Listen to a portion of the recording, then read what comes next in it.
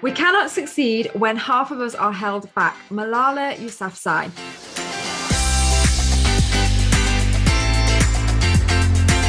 Choose to challenge and join in the discussion to support women in tech. Brought to you every month, a new topic to explore, inspire, uplift, and continuously drive change. Follow us on LinkedIn, CTC panel, or any of us involved in the panel. Today, I am joined by Ronke Babajide and Ursula Jobst. In this kickoff session, we will cover what our mission is, about us, the panelists, and the types of topics that we'll cover, and also how and why you should get involved. So I'd love to hand over to my fellow panelists. So Ronke, would you like to tell us a little bit about yourself? Thank you, Sue. I would like to talk a little bit about my education and my background. My name is Ronke, as you said. I have been working in IT for over 20 years. And in that time, I have progressed from working in a software company through diverse partner companies up to working for American vendors. And currently I'm working at VMware as a senior systems engineer for networking and security. My actual background is in natural sciences. I have a PhD in chemistry. I did my dissertation in theoretical chemistry, and this is where I came into contact with computers and programming and actually found the passion there. I have always been interested in how things work. And first it was in how the world works, you know, natural scientists, understanding how metabolisms work, how our world is made, the building blocks of our world, basically. And then I wanted to understand how these devices work that communicate with each other. Because when I came in contact with computers, it was the onset of the internet. So we were starting to link computers together. There was the opportunity to exchange information, and that really fascinated me. So I am what in German you call a Quereinsteiger, a career changer, and I changed from sciences to technology. And since I've been around a while, I changed into a world that was very devoid of women. And even though this has changed over the years, one of my drivers at the moment is making sure that this changes. Thank you. Ursula, would you like to tell us a bit about yourself? Yeah, sure, absolutely. Thank you, Sue. So my name is Ursula Jobst. So I'm from Austria. I'm a program manager in the field of big data, AI, and advanced analytics. So every big word is combined in this title. I worked with A1 for over 11 years right now, and I actually started communication science. So I have quite a not a similar, but I'm the same Quereinsteiger as Ronke is maybe. And I started to work, or I was kind of socialized in this business intelligence and market research department. I started there as an information and market analyst, so started writing newsletters and stuff like that. But then this whole topic of data-driven decision-making came in the company, and yes, this was quite interesting. So we established competitive analytics there and market analytics, and especially this combination of internal data with external statistics and then this market research data. So this was really a big treasure for the company. And yeah, so going into deep dives, yeah, why marketing activities work or don't work. So this was really kind of a passion, yeah. And well, maybe some of you will think, okay, she studied communication science. Actually, she should be somewhere working in public relations. Yeah, I mean, I just tried it. I worked for an agency, and they did public replacement for shoes. And honestly, after 2 months, it was really too much because it was really just, you know, you do networking just to place your shoes in a so-called lifestyle magazine. And I thought, okay, this cannot be the only purpose of public relation. And honestly, I think it was a good way to put this knowledge, yeah, this PR knowledge into this data topic, because as you know, in big companies, it's always important to sell your ideas or your activities. And there I worked on visualization and how to make complex stuff quite simple. So yeah, so this was cool. And then back in 2018, I changed to the program management regarding this big data, advanced analytics, and artificial intelligence field. Yeah, so this is a really like high fly topics. But I get in contact with the first big data use case still in this market and competitive environment. And it was really super interesting to see how much intersection this data topics have with other departments, for example, with the legal department. So this was super interesting to align with them when you think of the GDPR, the data privacy protection law. So there was a lot going on. Or then you discover the technical topics like, oh my God, can I really store this data on my laptop? And the data scientists get desperate. And yeah, so really interesting stuff there for communication science students as well. Yeah, and now, not now, but last year I became a mother of a super nice daughter. And yeah, and the last year was actually not so easy for me. Coming back to work as a part-time worker was on many different levels quite difficult. So for me, on a personal level, it was hard, or we had many discussions on this partnership level. So what is happening when the child is sick? Which is it just me who needs to take care of her because I'm working less hours? So this, for example, is kind of a typical discussion, I think. And the second one, or the third level was, this on the company level, that you really have the feeling that people do not invest in you when you're coming back. Yeah, so if you ask for skill development and stuff like that. So I really had this feeling already that I can only work 12 hours. Yeah, so really my mindset changed to this frustration state. Yeah, so I really thought maybe I cannot contribute to anything interesting. Yeah, and yeah, and this is kind of the starting point for this panel. Yeah, so we really need to choose to challenge this. Yeah, if we really want to work in this environment. Yeah, or is it really us that needs to change, or is it the environment? Thank you. Well, I think what comes across is so much, passion for the work we do in tech, tech and data, and that application of all the things that we've learned from outside, and then the passion for your family and other things as well. And I'm certainly in awe of the fact that you're both bilingual and you switch languages so well. So there's something I need to work on. So I think what would be really great, actually, because you've already started to lead into this, Ursula, what would be really great now is if we explore our personal motivations. I would like to question what you do, actually. I think our viewers will be interested in learning about.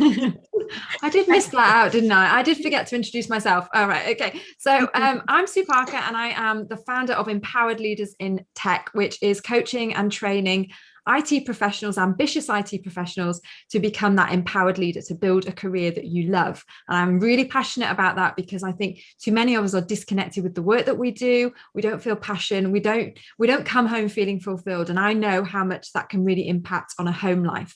So that's what I do, and that's what I love to do. I'm also a leader in data, and I've had 15 years as an IT professional in the industry in education. So I was a lecturer in IT to begin with, and then moving on into private sector as a developer, project manager, business analyst, turned head of data. So I'd like to think that I've switched careers probably quite a little bit there in the past to bring me here today. So Thank you for reminding me, Ronke, that it would be polite to introduce myself. So yeah, let's move on then to what our missions are, our personal motivations for getting involved in Choose to Challenge. And I'm sure there are lots of people listening who have a similar sort of passion as well. Ursula, do you want to go first? Okay, what was my personal motivation? Honestly, as I said, I was in kind of this frustration state, yeah, and it was actually by accident. So I was looking for a female speaker for our internal community conference. And Stefanie Jacobi, so she's one of the colleagues we know already. So she did a great panel that was called Women in IT, We Are No Aliens. And it was in the evening, and I was like, oh my God, I said to her that I will join. And I was like, okay, let's just sit down and just listen to that. And yes, so there I heard Adela Mehic speaking, and Tanya Janka. I will link her later on, a professional security software developer. And yes, they talked about their career. And it was super interesting, super inspiring. And it was really like the feeling, you know, I'm not alone. Yeah, we do face structural problems. Yeah, especially in the technical department. And there are so many women who want to change that. Yeah. And this was so empowering. And I thought, okay, let's do that. Yeah, let's get connected. Let's share your story. Let's do something and start discussing this. Yeah. And yeah, and within my company, there is already some movement regarding this diversity and inclusion topic. And I think I believe that 2021 is a good year to bring that into actions. Yeah, to not just only talk about it, but to really provide tangible actions and measures to change the culture we're living in. Yeah. Thank you. Thank you. Ronke, what is it that drives you to challenge, and what is it that you're challenging? Yeah, thank you for that question. So as I mentioned earlier, I've been in tech for quite a while. And when I switched into tech from natural scientists, which was already quite a male-dominated field, at that time, I came into an environment that was mostly male.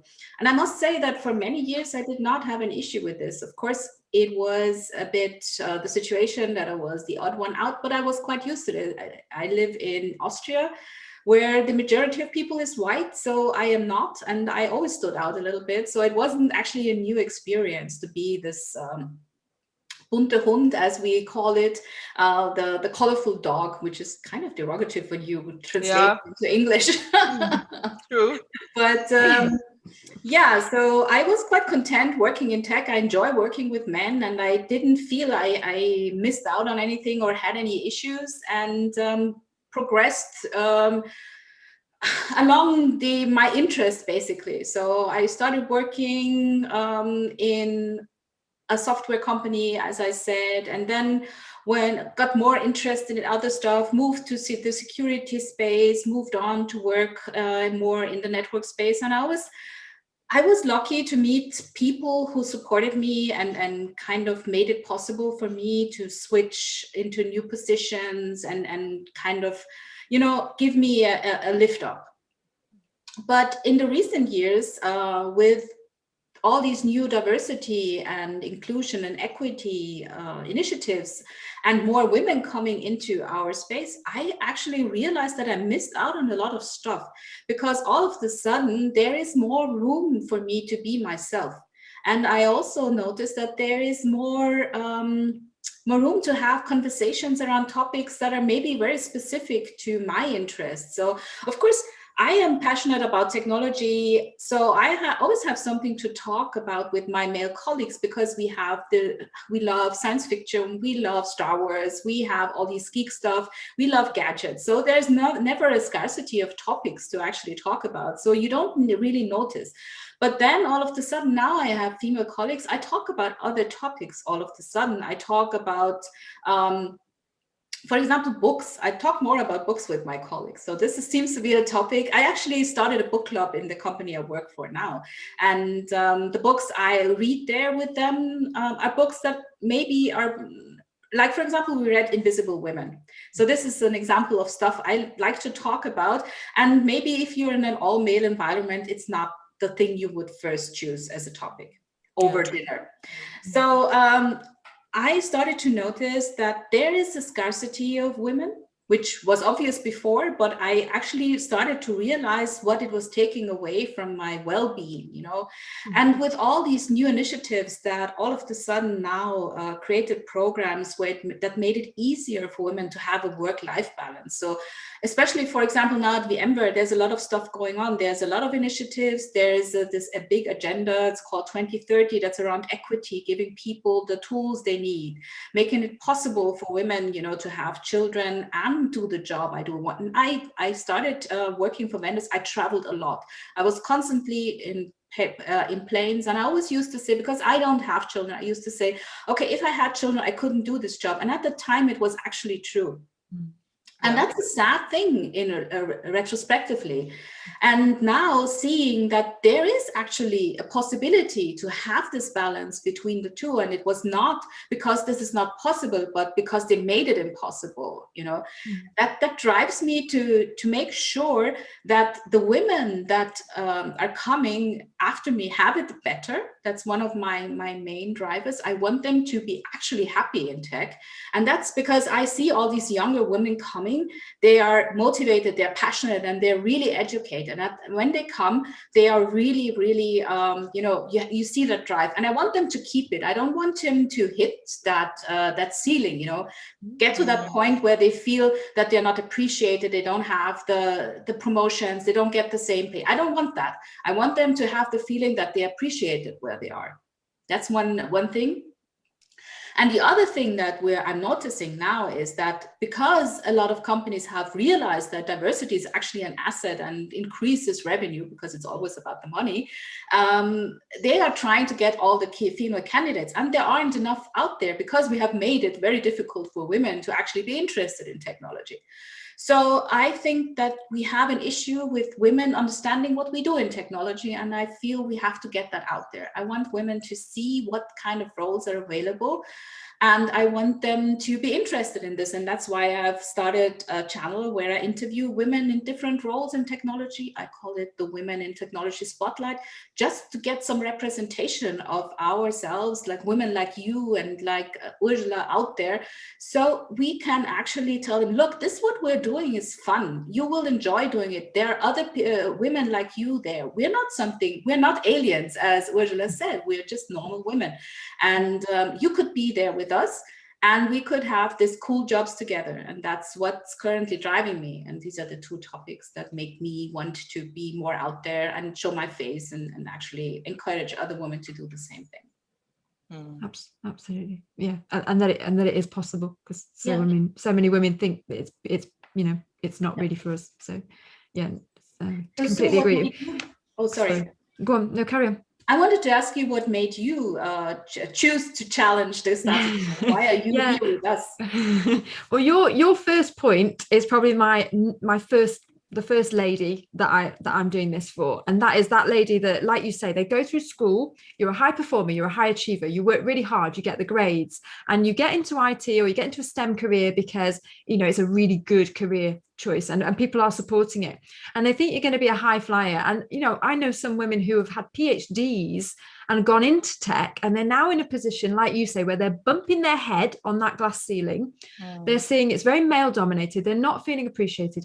They're watching male colleagues be promoted over them, even though they don't perform as well. And they're now coming to me and they're saying, is there something wrong with me? Am I not good enough? And they have that level of self-doubt. And it's then trying to, they start to plateau. They don't grow anymore because they stop trying, or they leave the industry, which you and I have talked a great deal about retention. You can get women in, but then you've got to keep them. So, they start to miss out on, they're missing out on these promotions because they're being given to male colleagues. They get disillusioned, they become disconnected with the work they do, disheartened, they never feel that fulfillment. And, I know this, a lot of us, we have this burning potential inside us that we want to do something. We want to constantly be growing and striving. And when you're in an environment where it doesn't feel like you can, that knocks people's personal confidence. And although you can do a lot of the 3D growth on your personal internal confidence and mindset, there's all that external stuff that we've still got to tackle. And that's what this is about. And then the second person is probably, Ursula, prime example, a mum, a working mum, and I'm a working mum, so I know how tough this is. And many women who will be listening, if you're planning a family, or if you've been through having children, or maybe, you're thinking of your wife, your sister, or your daughter, and how they're going to go through these things. And, in the last 20 years, I read some statistic, and I'm sorry, I've written this down because I've got so many numbers in my head. I'm a data person. I'll probably just give you the wrong ones. So the one I wrote down was 66% of women 20 years ago, working mums, 66% of mums were working 20 years ago. It's now 75%. So, it's increasing. The number of working mums is increasing. And we know that's a good thing. Studies have proven that the children that come from where parents work, they do better at school, they have better role models. We know that it's good for their upbringing. So we should absolutely be supporting parents who want to work. But what I do think has happened is that even though there has been an increase in working mums, the corporations, companies have been very slow to react to adapting and being more flexible. Literally, the working contract is the same as it was 20 years ago. It's a fixed hours, it's a fixed location, very little flexibility. Although, we know from the pandemic, we can all work flexibly from anywhere at any time of the day or part of the planet. So, I think there's a large part of the workforce that we really need to support. And I also think, I read a Catalyst survey, and this is something that, I suffered from firsthand as well, is that when you're returning from work after being a parent for the first or second time, is making decisions about whether or not you should return. And apparently 60% of mums reported to having made major changes after they had children to their working pattern. And, they were citing 30% of these had either reduced the complexity of their job, so they'd gone a lower job, or they'd gone and done a different job, they'd changed jobs altogether, or they did something different at their same company. And another 30% said they reduced their hours. And I just think that is there something wrong that means that somebody has to step back and do something, because you're no less a person when you go back than you were before. And I think I had this, they were citing things like lack of support from managers and colleagues, overwork, long hours, long commutes, all things that, really are manageable. They're very manageable. And I think from my experience, when I wanted to return back to work and I asked for some degree of flexibility, and, before we even got into the realms of what do you mean, Sue, what are you asking for? I was greeted very much with a wall. If you're coming back, you come back full time, you do the same job as when you left, and you're in the office from, 9 till 5:30, and it's an hour and a half commute. So deal with it. Your child's in nursery from 7:30 till 6. But what my child loses out on there is quality time with me during the day, and I lose out as on that family time as well. What my employer loses out on by me working from home, or by me working part through a lunch or a slightly reduced contract, is very little indeed, because we all know that when you work part-time, you do go the extra mile. You are more committed. You do that. But the issue is, I found, is I would look for alternative employment, and there'll be mums out there now who are doing this. We're trying to find part-time or flexible working. And the answer you're greeted frequently with is no, it doesn't work for us. And yet the reality is nobody's even really considered what that flexibility might mean. It might just mean on a Wednesday, you want to finish at 3. It's as simple as 2 days a week you want to work from home, but people don't even want to entertain it because there is a stigma associated with part-time work and flexible working. Also affects dads. When you want to share that responsibility, don't you, with the dad in the family.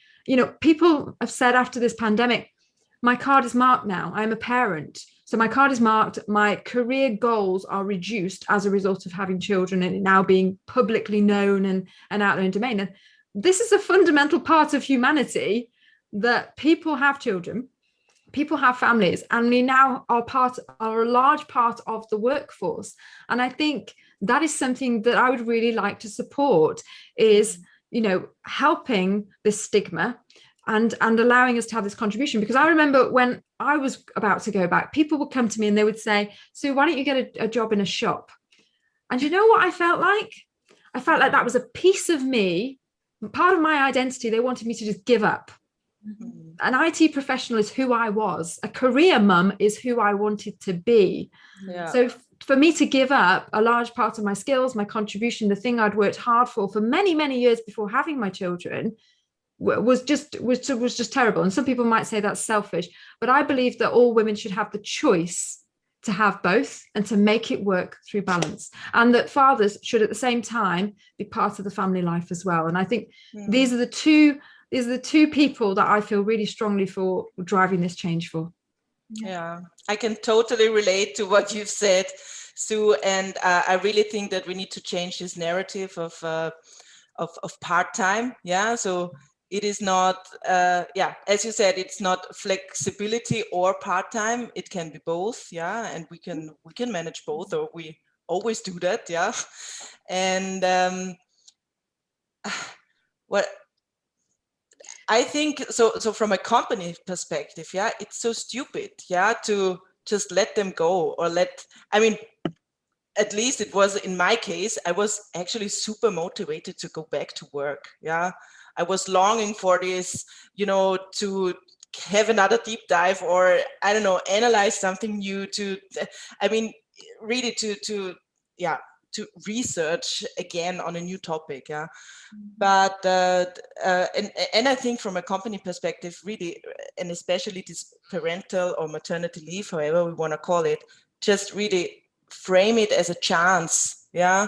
It's a chance to develop your employees, yeah, maybe into a different direction, or maybe into a new direction, talk with them, yeah, what they would like to achieve. And it's a super cool chance, yeah, to develop your employees and the knowledge. And yeah, so this is really a big thing we need to do. I would like to add something to that, because there's two very important topics in there. Because one thing is what you said is it is actually very stupid to not consider giving women the flexibility, because all that talent, all that education, and if you look at the Austrian education system, which is paid for by the state, and which means all of us, we pay for these women to be highly educated, and then we take away from them that they actually give back to society what they have learned and what they're passionate about, Right. So that's one thing I really want to emphasize, that we need to understand that we're draining talent and we're losing out as a society if we make moms go to shops or whatever, when they have kids. And coming to that shop suggestion, it's the other aspect that people seem to pretend that women just go to work for fun. It's like they do this until they have a child, and then they just, it doesn't next to childcare. Yeah. Because it was only like a preamble to being a mother, which is also very weird. Because of course, procreation is part of humanity, and it should be, and we should stop treating it as something like an extracurricular activity, to the rest of life. No, this is life, and what we're doing is everything around that is made to sustain that life that we have. It's not the other way around. And those are the things I think that those perspectives need to change, and that then maybe all women will have more choices to actually have kids, because I do know a lot of women who have chosen not to have. Thank you. Thank you.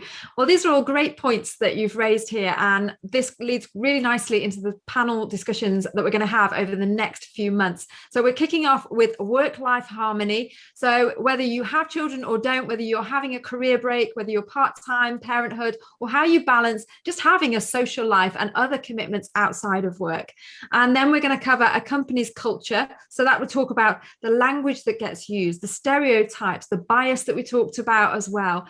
And then we're looking at the power of networks and supportive behavior. So something that we've experienced quite strongly over this last month that's brought us together, and how we can help you to shape your network and find like-minded people. And then the influence of education and our role models. So I'd like to just finish up now with one final point, because we're almost out of time. What is your number one key takeaway that you'd like to leave us with today? Ursula, what have you got? Just one. Okay. Just one. Save the rest for next time. Okay, I will. Yeah, just talk about it. Yeah, talk about your experiences, bring it or discuss it on a higher level. Many things that happen to women at work are structural problems. The problem is not within or with you, and we can only change this if we start talking about it, and if we offer or think about ideas. Thank you. Ronke, what final word would you like to leave us with? I would like to say, don't let people stop you from doing stuff. If you feel this is what you want to do, don't let society's perception of what a woman's role is or what a job she should do stop you from doing whatever you want. Great, thank you. And I guess I would just like to finish up by saying, if there's anything that you want in your company, anything that you need in terms of support, ask.